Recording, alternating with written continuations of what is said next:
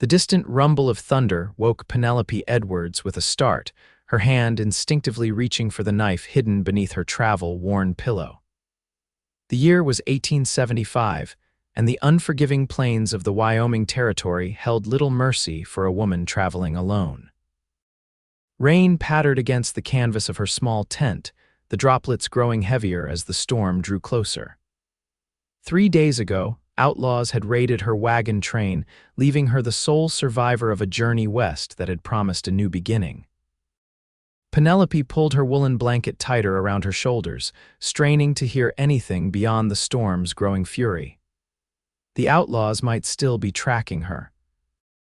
They'd taken everything except the small pack she'd managed to grab during her escape: a canteen, a knife, a few pieces of hardtack, and her mother's locket. A sudden gust of wind threatened to tear away her tent, and she fought to hold down the stakes. Through the howl of wind and rain, she heard the unmistakable sound of hoofbeats approaching. Her breath caught in her throat. There was nowhere to run. The vast prairie stretched endlessly in all directions, offering no shelter beyond her flimsy tent. The hoofbeats slowed, and a shadow fell across the entrance. "Hello, the tent," called a deep voice, barely audible above the storm. "Anyone in there?" Penelope gripped her knife tighter, pressing herself against the far side of the tent. "Who's asking?" She called back, trying to keep the tremble from her voice. "Name's Caleb Erikson, madam. I'm not looking for trouble. Just saw your tent from the ridge. Mighty dangerous to be out here alone in this weather." "I'm armed," she warned, though her hand shook, "and I know how to use it." A low chuckle reached her ears. "I don't doubt that, madam, but I ain't here to harm you. Storm's getting worse. My cabin's not far from here. You'd be safer there than in this tent that's about to blow away." Penelope hesitated, weighing her options. The tent pole creaked ominously as another gust hit. Death by outlaws or death by storm, neither prospect seemed appealing. "How do I know I can trust you?" she called. "You don't," came the honest reply. "But I give you my word as a gentleman that I mean no harm. I was raised better than that." Before she could respond, a tremendous crack of lightning split the sky, followed immediately by thunder that shook the ground. The tent poles snapped and the canvas collapsed around her. Rain poured in, instantly soaking her to the skin. Clutching her small pack and knife, Penelope crawled out from under the collapsed tent. She found herself face to face with a tall man on horseback. The storm illuminated him in flashes: broad shoulders beneath a rain-slicked duster, a cowboy hat pulled low, and eyes that studied her with concern rather than malice. "Come on," he shouted above the storm, extending his hand. "We need to move fast." Against every instinct of caution that had kept her alive this far, Penelope took his hand. With surprising strength, he pulled her up behind him on the horse. "Hold tight," he called, and she reluctantly wrapped her arms around his waist as the horse surged forward through the storm. They rode for what seemed like hours, but was likely only minutes, the rain beating mercilessly against them. Finally, a structure loomed out of the darkness: a small but sturdy-looking cabin with a covered porch and smoke rising from the chimney despite the downpour. Caleb dismounted quickly and helped her down, leading her onto the porch while the storm raged around them. He pushed open the door, revealing a simple but clean interior lit by the warm glow of a fireplace. "Get yourself warm by the fire," he said, gesturing inside. "I need to see to my horse." Penelope entered cautiously, her hand still gripping the knife beneath her soaked cloak. The cabin was modest but well-maintained: a single room with a bed in one corner, a table with 2 chairs, a small cooking area, and the stone fireplace that provided both warmth and light. A few books sat on a rough-hewn shelf, and a rifle hung on pegs above the door. She moved to the fire, standing just close enough to feel its heat while maintaining a clear view of the door. When Caleb returned minutes later, rainwater streaming from his hat and coat, she tensed. He noted the knife in her hand and nodded approvingly. "Smart woman, but you can relax a bit. If I wanted to harm you, I wouldn't have brought you to my own home." He hung his duster and hat on pegs by the door, revealing dark hair streaked with rain and a face that was ruggedly handsome despite the weariness etched into its lines. He moved with the easy grace of a man accustomed to hard work, keeping a respectful distance as he added another log to the fire. "You got a name?" he asked, straightening up. "Penelope," she answered after a moment's hesitation. "Penelope Edwards." "Well, Miss Edwards, you're welcome to dry off here. I've got some spare clothes that might fit you well enough for tonight." He gestured to a trunk at the foot of the bed.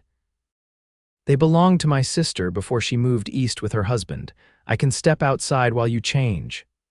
"Why are you helping me?" Penelope asked, unable to keep the suspicion from her voice. Caleb's expression turned somber. 3 years ago, my younger brother was caught in a storm like this. A family took him in, gave him shelter. I'm just passing along the kindness." He paused. "Plus, no decent man would leave a woman alone in weather like this." Something in his tone rang true, and Penelope found herself nodding. "Thank you." True to his word, Caleb stepped outside while she changed into a simple blue dress that was slightly too large but blissfully dry. When he returned, he set about preparing a simple meal of beans, jerky, and coffee, moving with practiced efficiency around the small space. "What brings you out here alone, Miss Edwards?" he asked as he worked. "If you don't mind my asking." Penelope warmed her hands around the mug of coffee he'd given her. "I was traveling with a wagon train to Oregon. My parents died last year, and I'd agreed to marry the son of family friends out west." She swallowed hard.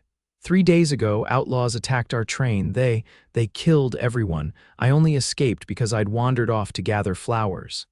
Caleb's expression darkened. "The Matthews gang, most likely. They've been terrorizing travelers through these parts for months now. The territorial marshal's been trying to catch them, but they know the land too well." "You seem to know a lot about it," Penelope observed cautiously. A muscle in Caleb's jaw tightened.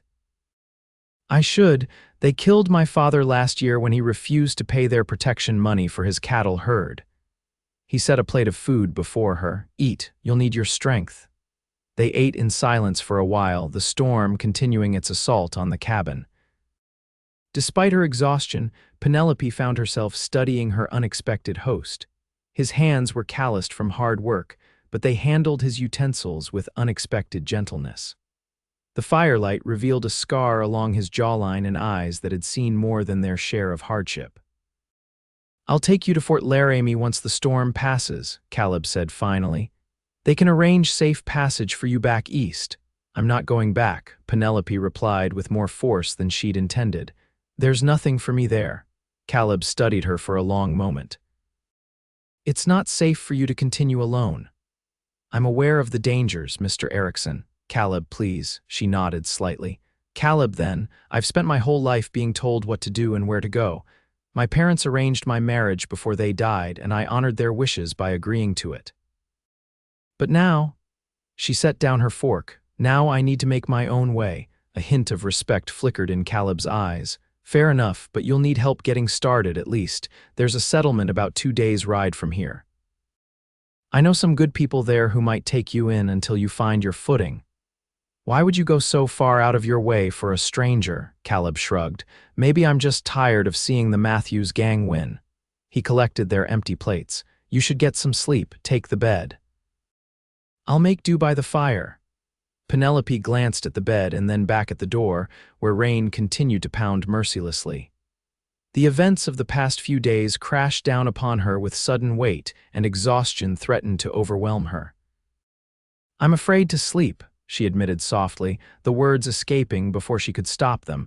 Caleb turned to her, understanding in his gaze.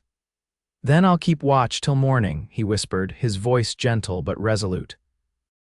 Something in his tone, the simple sincerity of it, made her throat tighten with unexpected emotion. For the first time since the attack, Penelope felt the iron grip of fear loosen just slightly. "Thank you," she managed.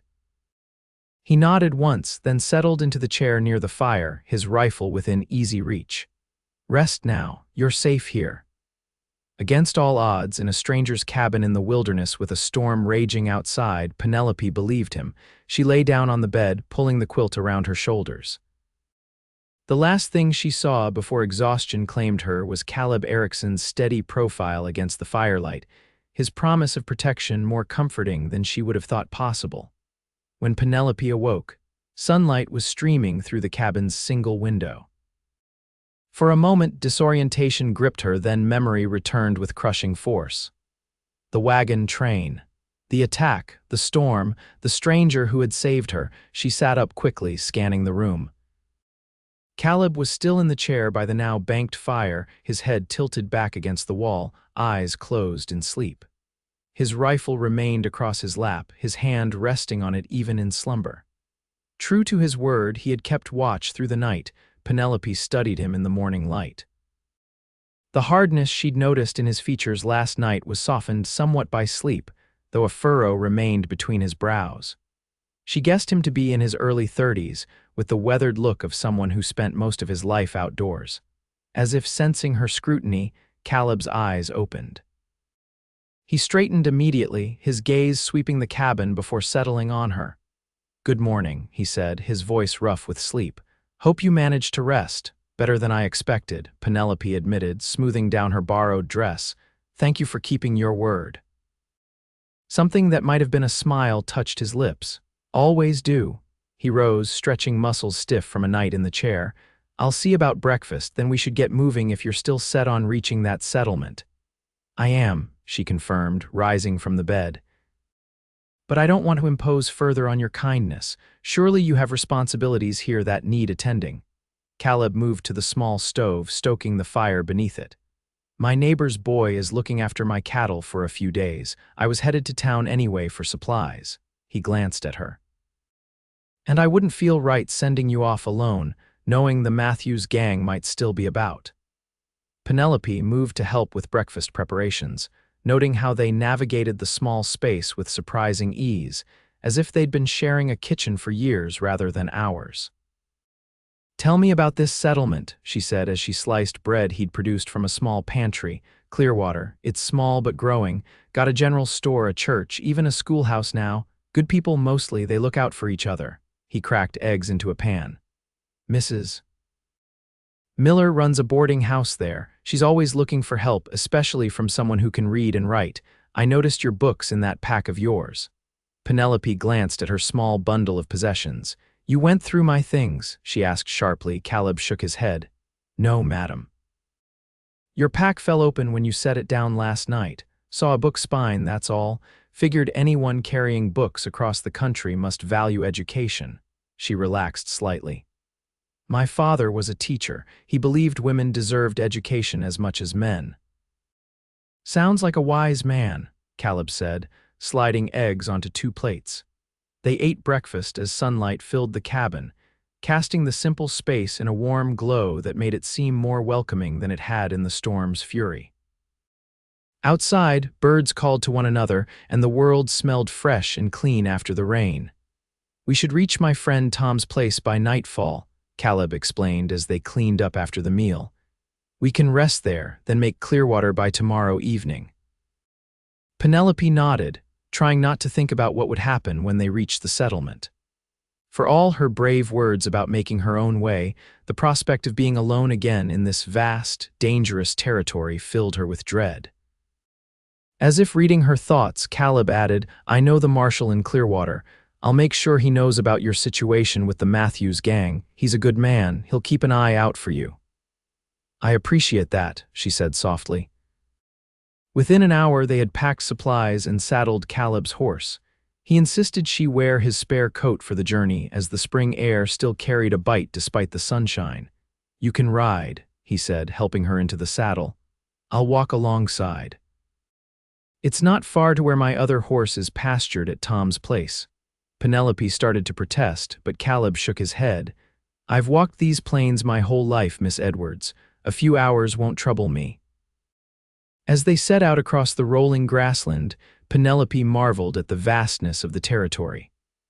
The storm had passed, leaving behind a landscape washed clean, wildflowers dotting the prairie in splashes of color.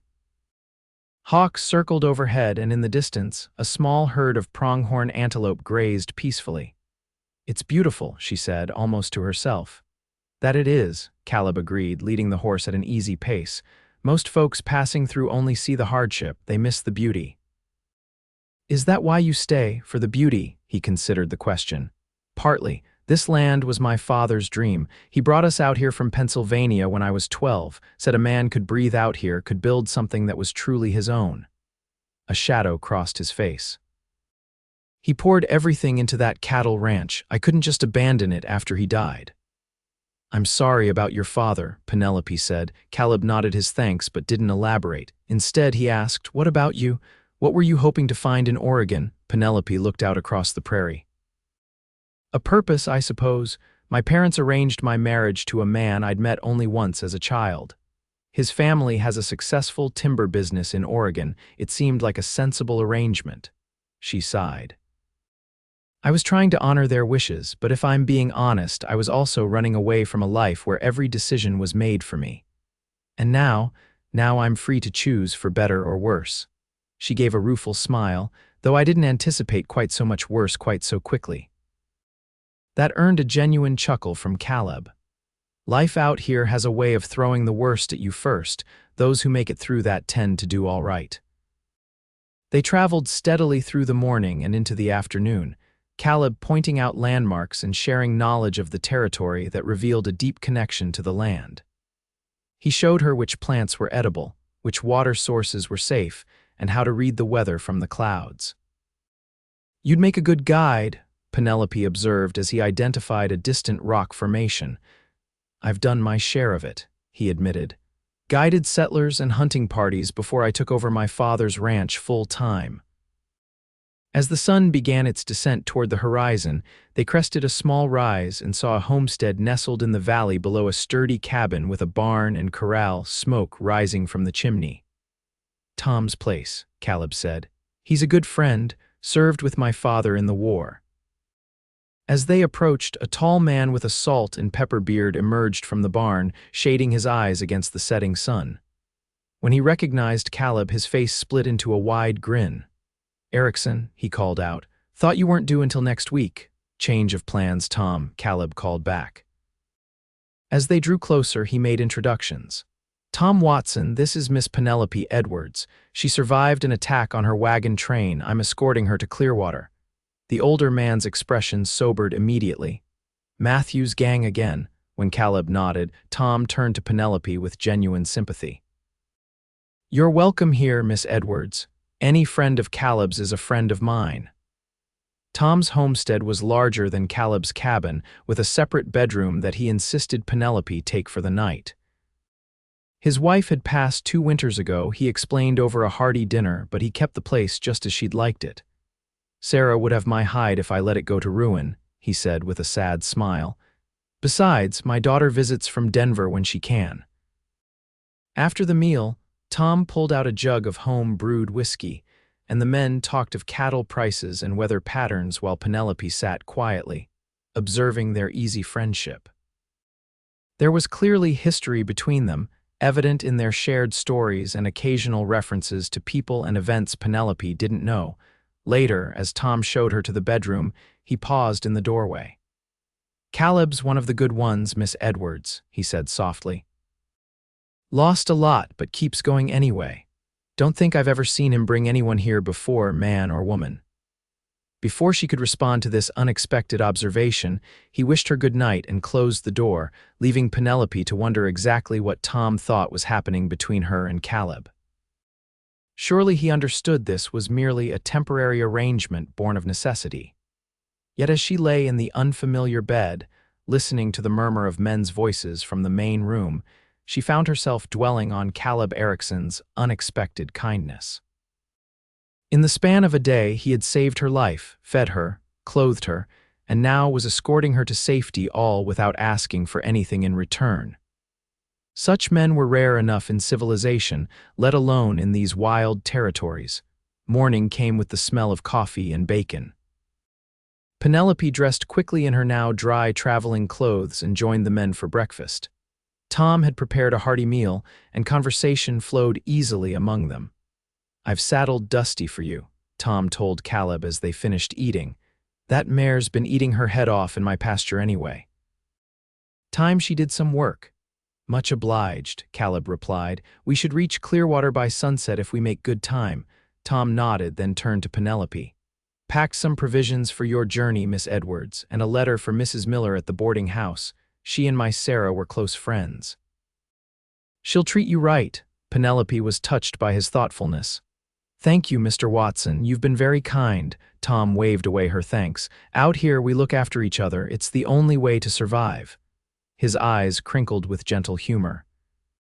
Besides, you've brightened up this old place just by being in it. Been a while since these walls heard a lady's voice. They departed soon after, now both mounted on horses, making better time across the rolling prairie. The day was clear and mild, perfect for traveling.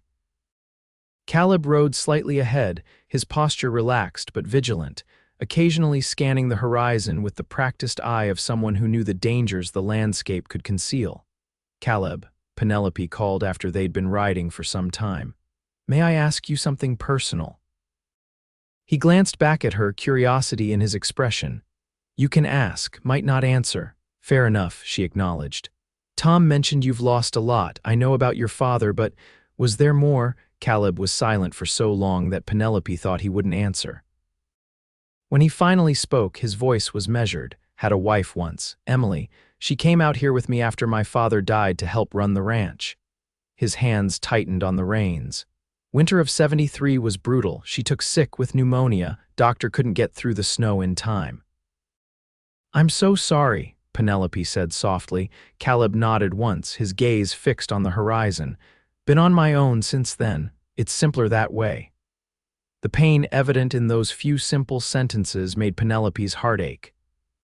She understood loss. Her parents' deaths had left a void that still felt raw, but there was something particularly poignant about Caleb's solitary existence, maintaining his father's dream alone after losing both family and wife. They rode in companionable silence for a while, each lost in their own thoughts. Around midday, they stopped by a small creek to rest the horses and eat some of the provisions Tom had packed. What will you do when we reach Clearwater? Caleb asked as they sat in the shade of a cottonwood tree. Penelope considered the question. Find work, I suppose, save money, figure out where I belong. She plucked a blade of grass, twisting it between her fingers. I've never had to make those decisions before. It's terrifying and exhilarating at the same time. Clearwater's a good place to start, Caleb said. Small enough to be safe, big enough to offer opportunities. Will you stay there a while? The question slipped out before Penelope could consider its implications. A flicker of surprise crossed Caleb's face. For a day or two. Need to resupply, maybe see the marshal about the Matthews gang. He studied her for a moment. Why do you ask? Penelope felt heat rise in her cheeks. No particular reason, just, it would be nice to have a familiar face around while I get settled. Something softened in Caleb's expression. I reckon I could stay a few days. Make sure you're situated proper. The simple offer shouldn't have made her heart leap the way it did, Penelope thought. She had known this man barely a day. Yet there was something about Caleb Erikson that inspired trust, a steadiness, a quiet integrity that seemed increasingly rare in the world. They continued their journey through the afternoon, the landscape gradually changing as they approached more settled territory. They began to pass occasional homesteads and fenced fields, signs of civilization emerging from the wilderness. As the sun began to set, they crested a hill and saw Clearwater spread out below them, a small but thriving settlement nestled in a valley beside a winding river. Church spires and shop fronts were visible among clusters of homes, with farmland surrounding the town proper. There it is, Caleb said. Your new beginning. Penelope took in the sight, trying to imagine herself making a life there among strangers. The prospect was daunting, yet there was something appealing about the neat little town with its orderly streets and smokes rising from chimneys as families prepared evening meals. They rode down into Clearwater as dusk settled, the town coming alive with lamplight. People nodded greetings to Caleb as they passed, several calling out his name with obvious familiarity. You're well known here, Penelope observed. Been trading here for years, he replied. Folks know me and I know them. He guided them down the main street, past a general store, a blacksmith shop, and a small church. The boarding house is just ahead. Mrs. Miller's boarding house was a large, two-story structure with a wide porch and neat curtains in every window. A sign beside the door announced clean rooms, good meals, respectable lodging. As they dismounted, the front door opened and a stout, gray-haired woman in an apron appeared. Her shrewd eyes took in the travelers, lingering on Penelope's travel-worn appearance. "Caleb Erikson," she said, her tone suggesting she was accustomed to giving orders rather than taking them. "Twice in 1 month. The town will start talking." Caleb touched the brim of his hat respectfully. "Evening, Mrs. Miller. This is Miss Penelope Edwards. She's had some trouble on the trail and needs lodging. Tom Watson sent a letter with her." Mrs. Miller's expression softened as she accepted the letter from Penelope. After reading it quickly, she tucked it into her pocket with a nod. "Any friend of Sarah's family is welcome here. Come in, child." "You look dead on your feet." Penelope glanced at Caleb, suddenly reluctant to part from the one person who had shown her kindness in this strange new world. He seemed to understand her hesitation. "I'll see to the horses and find a room at the hotel," he said. "I'll call on you in the morning if that's acceptable." "Of course," Penelope replied, relief washing over her. "Thank you for everything, Caleb." He nodded once, then gathered the horse's reins and turned toward the livery stable down the street. Mrs. Miller watched this exchange with interest. "Well now," she said as she ushered Penelope inside. "Let's get you settled and you can tell me how you came to be traveling with Caleb Erikson, of all people." The boarding house was clean and comfortable, with a large dining room where several residents were finishing their evening meal. Mrs. Miller led Penelope to a small but pleasant room on the second floor, furnished simply with a bed, dresser, washstand, and chair. "Supper's over, but I'll have the girl bring you up a tray," Mrs. Miller said. "You can rest tonight, and tomorrow we'll talk about arrangements." Left alone, Penelope sank onto the bed, suddenly overwhelmed by the events of the past few days. She had lost everything, been rescued by a stranger, and now found herself in an unknown town with nothing but the clothes on her back and a few precious possessions in her pack. Yet despite everything, she felt a flicker of hope. She had survived, she was safe. And tomorrow, Caleb would come to check on her. That thought brought more comfort than it probably should have. After a simple but satisfying meal brought up by a quiet maid, Penelope washed with water from the pitcher on the washstand and changed into a nightgown Mrs. Miller had lent her. The bed was soft, the sheets clean, and exhaustion quickly pulled her toward sleep. Just before drifting off, Penelope found herself wondering where Caleb was at that moment, if he too was settling into a strange bed, if perhaps he was thinking of her as she was thinking of him. The thought accompanied her into dreams, where prairie flowers bloomed beneath a vast blue sky, and a tall figure waited for her on the horizon. Morning brought the sounds of a town awakening wagon wheels on the street below, voices calling greetings, a distant church bell marking the hour. Penelope dressed in her own clothes, now clean and pressed thanks to Mrs. Miller's efficiency, and made her way downstairs. The boarding house dining room was busy with residents having breakfast, a mix of elderly women, a few respectable-looking businessmen, and 2 schoolteachers as Mrs. Miller explained while serving Penelope eggs and biscuits. "Tom's letter mentioned you're educated," Mrs. Miller said, sitting down across from Penelope with a cup of coffee. "As it happens, I need someone to help with the books and correspondence. My eyes aren't what they used to be." "I'd be happy to help," Penelope said eagerly. "My father taught me accounting as well as literature." Mrs. Miller nodded approvingly. "We'll work out an arrangement then, room and board plus a small wage to start. If things work out, we can adjust from there." Relief washed over Penelope. In the space of minutes, she had secured both lodging and employment, the first steps toward independence. "There's one more thing," Mrs. Miller added, her voice lowering. "Tom mentioned your trouble with the Matthews gang. My late husband was the sheriff here before Marshal Parker. I know how dangerous those men are." Her eyes, sharp despite her complaints about her vision, fixed on Penelope. "You're safe here, child. This town looks after its own." Tears pricked at Penelope's eyes at this unexpected kindness. "Thank you, Mrs. Miller." A commotion at the front door interrupted their conversation. Voices raised in greeting, and then Caleb appeared in the dining room doorway. He'd cleaned up since yesterday, his dark hair still damp from washing, his clothes fresher. He removed his hat as he entered the room, nodding politely to the other diners. "Morning, Mrs. Miller," he said. "Miss Edwards." Something fluttered in Penelope's chest at the sight of him. "Good morning, Caleb." Mrs. Miller rose with a knowing smile. "Mr. Erikson, I presume you've had breakfast at the hotel?" "No." "Well then, sit yourself down. No sense in paying good money for food when there's plenty here." She bustled off toward the kitchen before he could protest. Caleb took the seat she'd vacated, looking somewhat uncomfortable under the curious gazes of the other boarders. "How are you settling in?" he asked Penelope. "Very well," she replied, unable to keep the smile from her face. "Mrs. Miller has offered me work here. It seems I may have found my place sooner than expected." "That's good news," he said, genuine pleasure warming his expression. "Mrs. Miller runs a tight ship, but she's fair. You'll do well here." There was an awkward pause. Penelope suddenly realized that with her immediate future secured, there was no longer any reason for Caleb to remain in Clearwater. The thought brought an unexpected pang of disappointment. "I spoke with Marshal Parker this morning," Caleb said as Mrs. Miller returned with a plate piled high with food for him.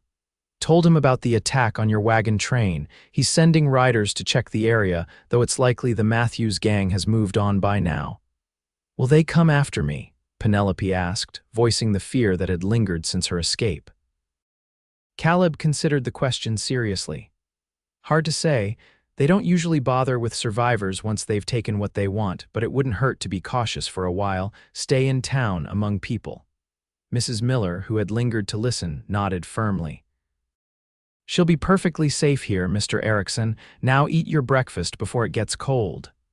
The day passed quickly as Penelope settled into her new role at the boarding house. Mrs. Miller showed her the account books and correspondence that needed attention, introduced her to the other staff, a cook, 2 maids, and a handyman, and gave her a tour of Clearwater. The town was larger than it had appeared from the hillside, with several streets of businesses and homes, a schoolhouse, 2 churches, and even a small newspaper office. People nodded politely as Mrs. Miller introduced Penelope, though she could feel curious eyes following her, wondering about the newcomer in their midst. Caleb had business of his own to attend to supplies to purchase, conversations with the marshal, arrangements at the livery stable, but he joined Penelope and Mrs. Miller for supper at the boarding house. Other residents watched with undisguised interest as the normally solitary rancher engaged in conversation, even smiling occasionally at something Penelope said. After the meal, Caleb suggested a walk to get some evening air. Mrs.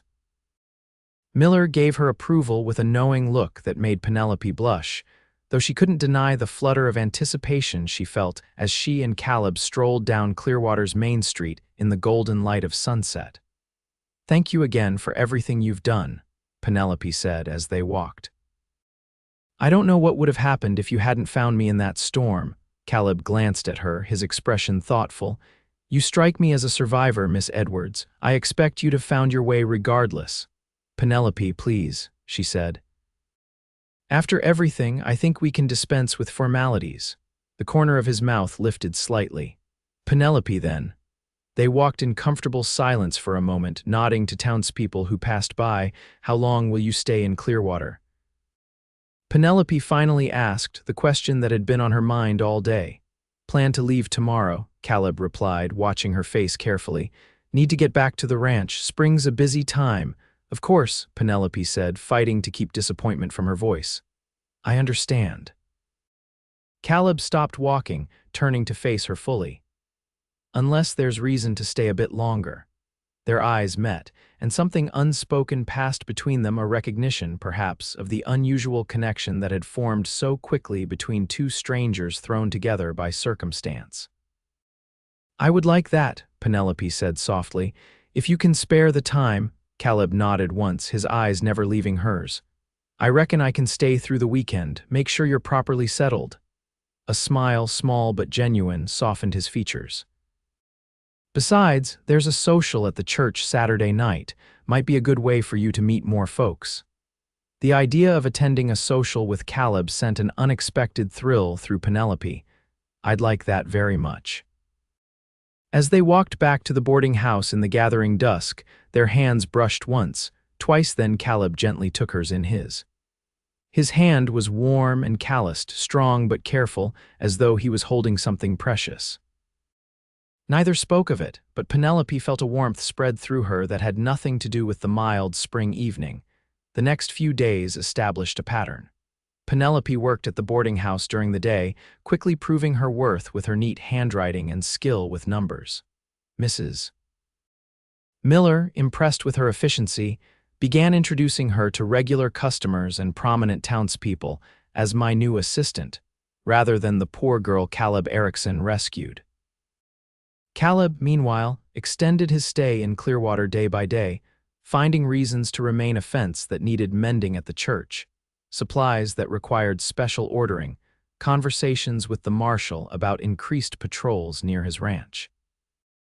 Each evening he would appear at the boarding house for supper, and afterward he and Penelope would walk through town, talking of their pasts, their dreams, the books they'd read, the places they'd seen. On Friday afternoon, Penelope was sorting mail in the boarding house parlor when Mrs. Miller appeared with a package.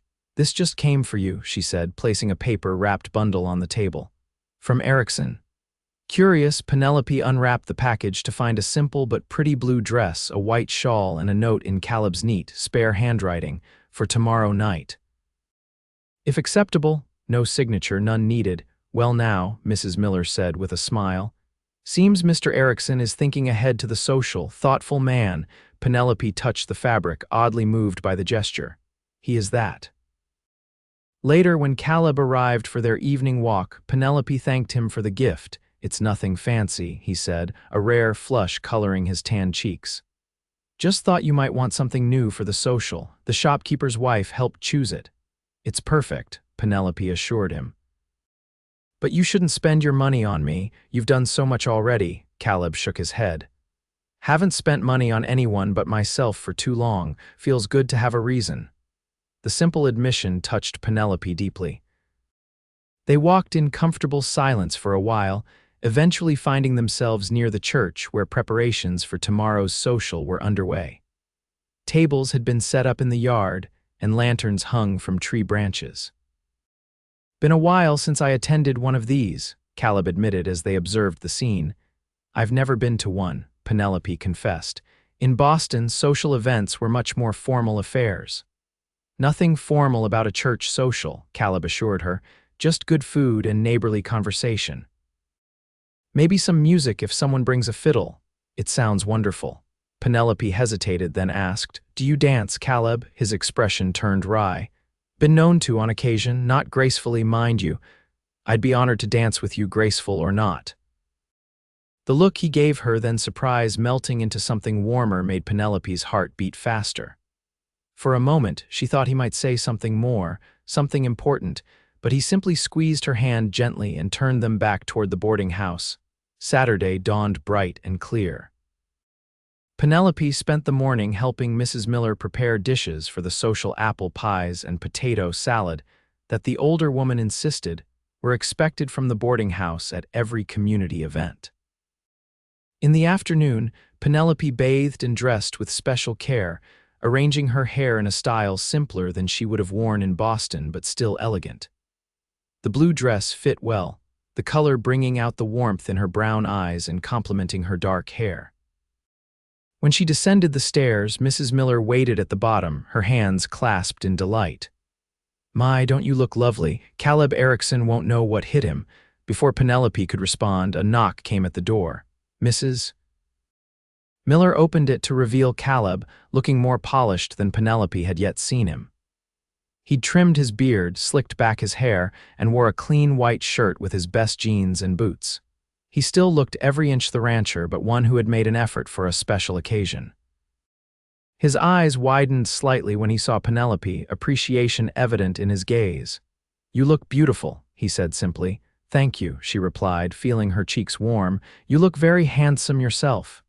Mrs. Miller watched this exchange with undisguised pleasure. Off with you both. Don't keep the whole town waiting. She handed Penelope a basket containing the pies. And don't worry about curfew tonight. It's a special occasion. The churchyard was already busy when they arrived. Tables laden with food surrounded an open area where musicians were tuning their instruments. Lanterns hung from trees and posts, ready to illuminate the gathering once the sun set. Children ran playing between the adults, and the air buzzed with conversation and laughter. Caleb stayed close to Penelope's side as he introduced her to what seemed like the entire population of Clearwater. There were too many names to remember at once, but everyone was welcoming, many expressing gratitude that she was helping Mrs. Miller, who was clearly beloved in the community. As twilight deepened, the musicians, 2 fiddlers, a guitarist, and a man with a harmonica struck up a lively tune. Couples began moving to the cleared area, forming sets for a country dance. Caleb turned to Penelope, a question in his eyes. She nodded, and he led her to join the dancers. His earlier disclaimer about his dancing proved unnecessarily modest. He moved with the same natural grace he showed on horseback, guiding her through the steps with gentle pressure on her waist and hand. As the evening progressed, Penelope danced not only with Caleb but with several other men of the community, the schoolteacher, the mayor, the young blacksmith, all properly introduced by Mrs. Miller, who had appointed herself Penelope's chaperone. But her eyes always returned to Caleb, who watched her with a steady gaze that made her feel both seen and protected. Between dances, they shared food from the abundant tables and talked with townspeople. Penelope noticed how Caleb was respected by the men and gently teased by the women, particularly the older ones who seemed determined to draw him out of his habitual reserve. Never seen Erikson stay in town this long, she overheard one man comment to another. Must be something special keeping him here. As the night deepened and families with young children began to depart, the musicians shifted to slower, more wistful tunes. Caleb led Penelope to the edge of the lantern light where they could speak privately. "Are you enjoying yourself?" he asked. "Very much," she replied honestly. "Everyone has been so kind. Clearwater's a good town. Good people." He hesitated. "You could build a life here if you wanted." The implication behind his words hung in the air between them. Penelope gathered her courage.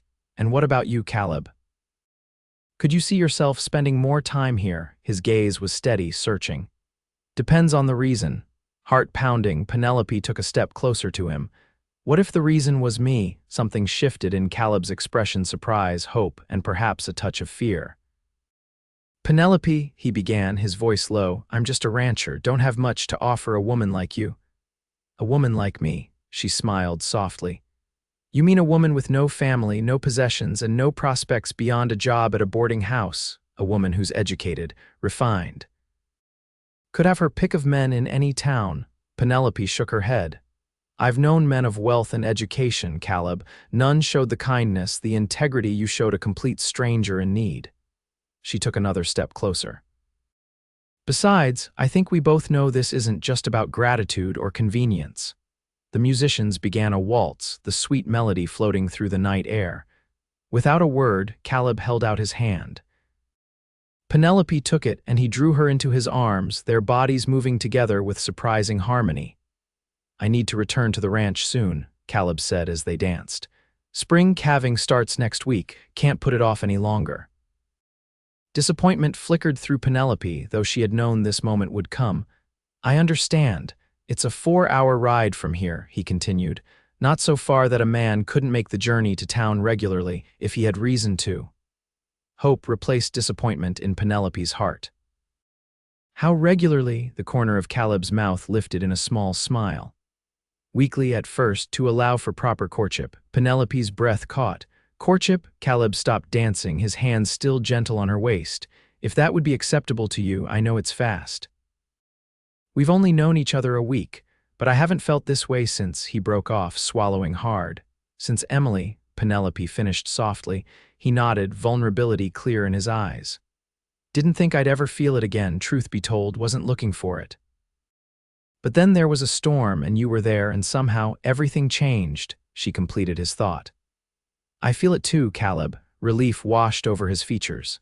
So, courtship then, Penelope smiled, her heart lighter than it had been in years. Courtship would be very acceptable. They stood there in the lantern light, surrounded by the sounds of music and laughter, their eyes holding a conversation that needed no words. Then, slowly, with a gentleness that made Penelope's heart ache, Caleb lowered his head and kissed her. It was a brief kiss, proper enough for a public gathering, but it sealed a promise between them, a beginning rather than an ending. As spring bloomed into summer across the Wyoming Territory, Caleb kept his word. Each Saturday, he would ride into Clearwater, staying at the hotel overnight before attending church with Penelope on Sunday and returning to his ranch. Their courtship progressed under the watchful but approving eye of Mrs. Miller, who had quickly appointed herself Penelope's surrogate mother and chaperone. Penelope thrived at the boarding house, her natural efficiency and warm manner making her popular with both residents and townspeople. By June, Mrs. Miller had promoted her to full manager, allowing the older woman to reduce her workload while maintaining her beloved establishment standards. In late July, during one of his weekly visits, Caleb took Penelope on a picnic by the river that gave Clearwater its name. As they sat beneath a cottonwood tree watching the water flow past, he turned to her with uncharacteristic nervousness. "I've been thinking," he began, "about the future." Penelope's heart quickened. Over the past months, their feelings for each other had deepened beyond what either had expected. Though they had been careful to maintain propriety, the connection between them was evident to anyone who saw them together. "What about the future?" she prompted gently. When he fell silent, Caleb reached into his pocket and withdrew a small box. "My mother's ring," he said, opening it to reveal a simple gold band with a small diamond. "My father gave it to me before he died, said to save it for when I found the right woman." Penelope's breath caught as he took her hand. "I know it's only been a few months," Caleb continued, his voice steady despite the emotion in his eyes. "But I've never been more certain of anything in my life. Penelope Edwards, will you marry me?" Joy surged through Penelope, so intense it brought tears to her eyes. "Yes," she whispered. "Yes, Caleb, I will marry you." His smile was radiant as he slipped the ring onto her finger. Then he gathered her close, his kiss conveying all the love and promise that words could not express. They were married in September, when the summer heat had begun to ease and the first hints of autumn touched the cottonwood leaves with gold. The entire town of Clearwater turned out for the wedding, held in the church and followed by a celebration that lasted well into the night. Tom Watson stood as Caleb's best man, while Mrs. Miller gave the bride away with tears in her usually stern eyes. After the wedding, Penelope moved to Caleb's ranch, no longer just a utilitarian cabin, but a home they had spent the summer preparing together. She had brought a woman's touch to the simple structure, adding curtains, rugs, and bookshelves filled with volumes ordered from Denver. Caleb had built an addition, expanding the one-room cabin into a proper house with a separate bedroom and a larger kitchen. The ranch itself was thriving.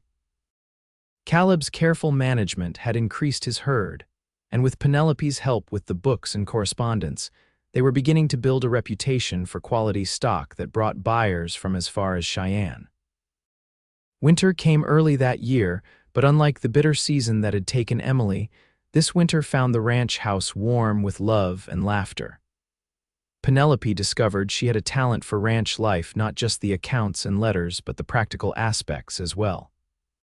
She learned to ride as well as any man, to help with calving, to shoot straight when predators threatened the herd. And each night, as they lay together in the bed they shared, Caleb would hold her close, his strength and gentleness a constant reminder of the promise he had made that first night in the storm. To keep watch, to protect, to care. Spring brought new life to the ranch, not just calves in the pastures, but the promise of a child, due in late autumn. When Penelope shared the news, Caleb's joy was so profound it left him speechless. He simply gathered her in his arms, his tears mingling with hers as they contemplated this new miracle in their lives. "I never thought I'd have this again," he confessed that night as his hand rested protectively over her still flat stomach. "A family, A future, nor I, Penelope admitted. When the wagon train was attacked, I thought my life was over. Instead, it was just beginning. In October, as the aspen trees turned golden on the hillsides, Catherine Emily Erikson came into the world, a healthy girl with her father's dark hair and her mother's determined spirit. Mrs. Miller traveled from Clearwater to help with the birth, and Tom Watson rode over the day after with a handcrafted cradle as a gift for the newborn. Life settled into a rhythm of seasons: cattle to tend, a garden to grow, a child to raise. Penelope wrote regularly to Mrs. Miller, who had become like family, and they visited Clearwater monthly for supplies and socializing. The Matthews gang, pursued relentlessly by Marshal Parker and eventually by federal marshals, was finally captured the following year, bringing closure to the tragedy that had first brought Caleb and Penelope together. 2 years after Catherine's birth, a son joined the family, James Thomas Erikson, named for both Caleb's father and their faithful friend. The ranch prospered, and they were able to hire help, expanding their operations and their home. Through it all, the joys and challenges, the good years and the difficult ones, Caleb and Penelope's love remained constant, a shelter in all storms. They never forgot how they had found each other, how a moment of fear and a promise of protection had led to a lifetime of love. And on nights when memories of past tragedies would wake Penelope from sleep, Caleb would still be there, his arms around her, his voice a comforting whisper in the darkness. "I'm here. I'll keep watch till morning." On their 10th anniversary, as they sat on the porch of their home watching their children play in the yard, Penelope leaned against Caleb's shoulder. "Do you ever think about how different our lives might have been if there hadn't been a storm that night?" she asked. Caleb's arm tightened around her. "Sometimes. But then I look at what we've built together, and I can only be grateful for whatever forces brought you to my door." Penelope smiled, watching Catherine teaching her little brother how to lasso a fence post, their laughter carrying on the breeze. "Who would have thought that being afraid to sleep would lead to all of this?" "I'm just glad I was there to keep watch," Caleb replied, pressing a kiss to her temple. "Best decision I ever made." As the sun set over the Wyoming hills, painting the sky in shades of gold and purple, the Erikson family gathered around their table for the evening meal. Prayers were said, food was shared. Stories were told, all the simple rituals of a family bound together by love and the shared journey that had brought them to this moment. And later, as Caleb and Penelope tucked their children into bed, they exchanged a glance that spoke volumes of gratitude for the past, contentment in the present, and hope for the future they would continue to build together, day by day, in the home they had created from the ashes of their separate losses. In the years that followed, the Erikson Ranch became known throughout the territory not just for its fine cattle, but for its hospitality. Travelers were always welcome, particularly those in need of shelter from storms, both literal and figurative. Penelope and Caleb never forgot what it meant to be lost and found, to need help and to receive it, to offer refuge and to find home in another's heart. Their love story, which had begun with a whispered promise in the darkness, continued to unfold in the light of each new day, a testament to the courage it takes to trust, to heal, and to build a life together on the foundations of compassion and commitment that would last all their days.